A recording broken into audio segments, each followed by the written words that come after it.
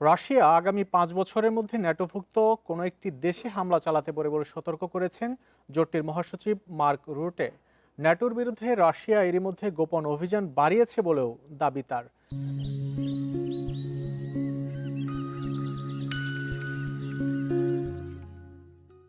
এ অবস্থায় যে কোনো যুদ্ধের জন্য প্রস্তুত থাকতে ন্যাটোভুক্ত দেশগুলোকে আহ্বান জানিয়েছেন তিনি।